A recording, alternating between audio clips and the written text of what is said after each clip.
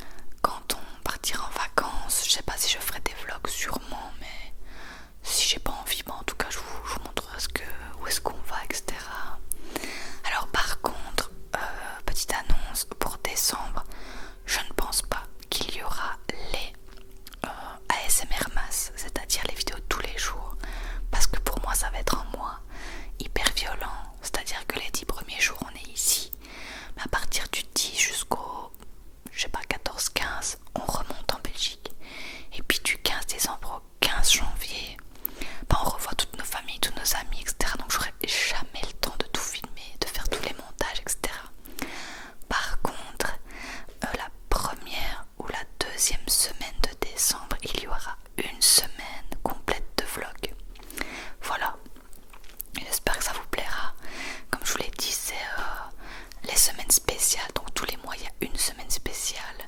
Il y a déjà eu la semaine spéciale mukbang qui vous avez bien plu. Et ici ce sera la semaine spéciale vlog comme vous l'avez choisi sur Instagram et YouTube. Voilà, donc j'espère vous serez pas trop déçus, mais il y aura quand même des vidéos Noël, etc. avec des cadeaux parce qu'on va en acheter ici au Portugal, donc je vous ferai des vidéos là-dessus.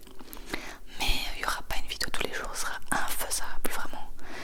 Voilà, mais voilà, vous savez bien que de toute façon je fais tout le temps plein de vidéos. À chaque fois que je vous dis que j'en fais moins, ben j'en fais tout le temps, donc voilà, c'est juste qu'il n'y en aura pas tous les jours, mais il y aura une semaine spéciale vlog que j'annoncerai sur Instagram et sur YouTube aussi, tout simplement. Que vous dire d'autre? Tout va bien, Nana va très bien. Elle est juste un peu perturbée, elle ne veut pas rester toute seule, c'est-à-dire qu'elle hurle comme une folle enragée. Donc on a dû trouver une dog-sitter qu'elle adore d'ailleurs, et de temps en temps elle la garde pour qu'on puisse aller, je sais pas moi, dans des parcs aquatiques ou dans des expositions, etc.